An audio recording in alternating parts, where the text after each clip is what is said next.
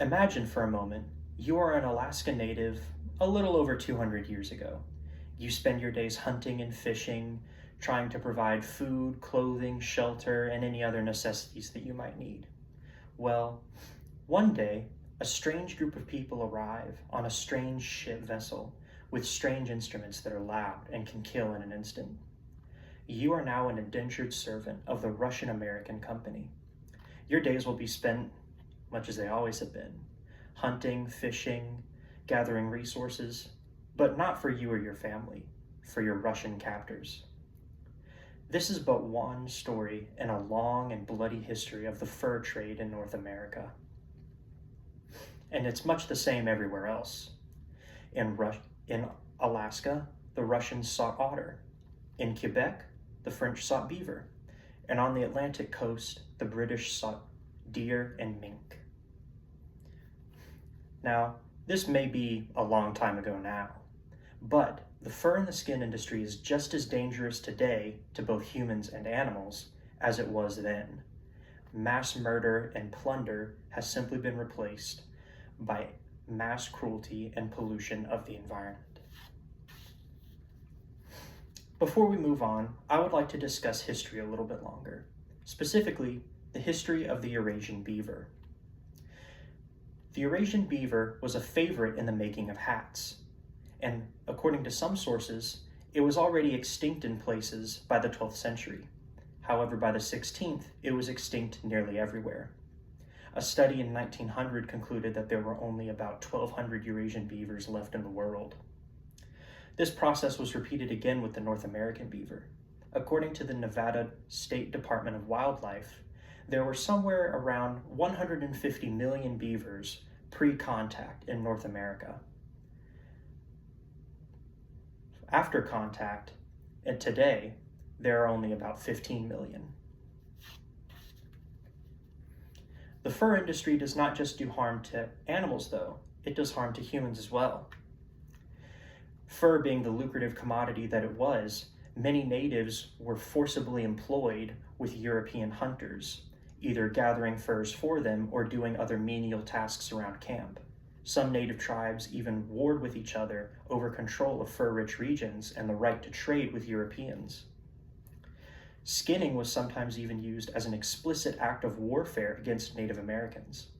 For instance, the Plains Indians had been hunting the buffalo for thousands of years, but when Europeans arrived, they began to use the hunting of buffalo as a form of total war against them. Americans killed buffalo by the hundreds of thousands. Buffalo skins made good clothing, and those commodities became common trade goods in the West as the frontiers of native territory grew ever smaller.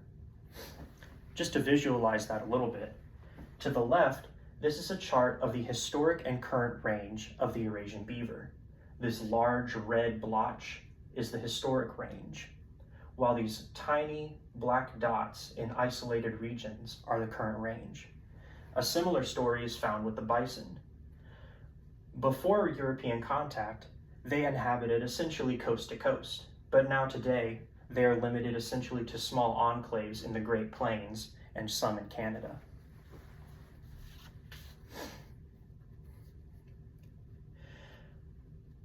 The present of the fur industry is just as problematic as its past, and it affects us all via pollution of the environment.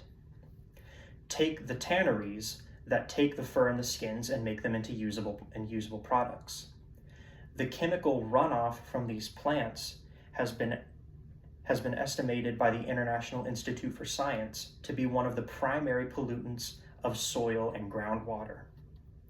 According to Human Rights Watch, some of the ill effects of these chemicals can be skin irritation, nausea, dizziness, skin and respiratory diseases, and even cancer in cases of long-term exposure. These chemicals have also been linked to heavy metal poisoning of the soil, diminished water quality, and pollution of the air. Some within the fur industry claim that they are environmentally friendly, at least more than some other natural or synthetic alternatives. This is simply not true.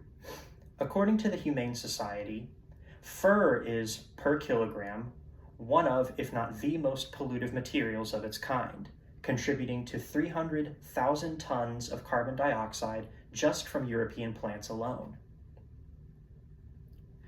Fur also consumes much more water than similar materials, such as acrylic, polyester, or cotton, sometimes being in the neighborhood of 100 times more water intensive.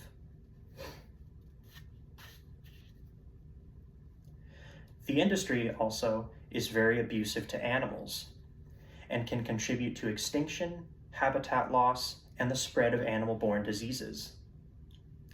Poor oversight in Western facilities has also led to incredibly cruel conditions for the animals that are kept there.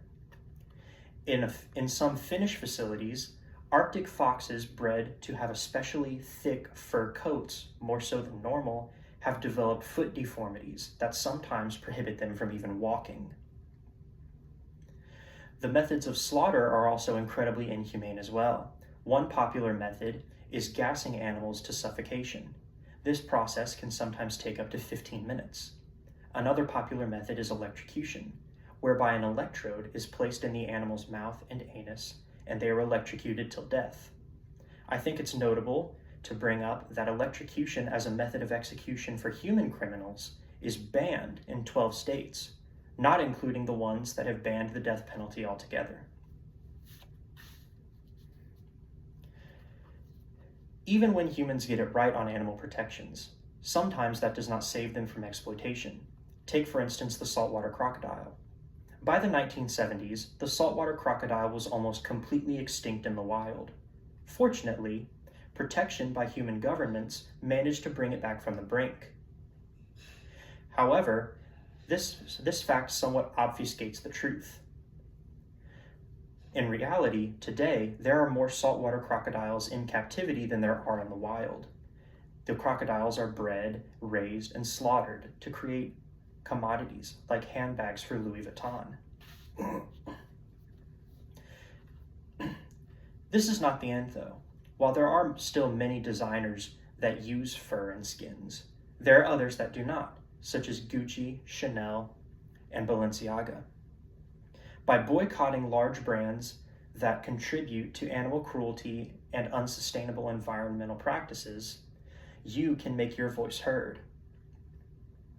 We can also push for tanneries to end their pollutive practices and use more effective wastewater treatment methods to prevent the pollution in the first place.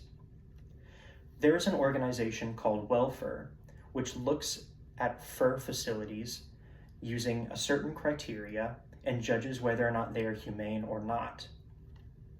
Contact your local representatives and support organizations like Welfare, the Humane Society, and World Animal Protection to end cruelty against our furry friends for good.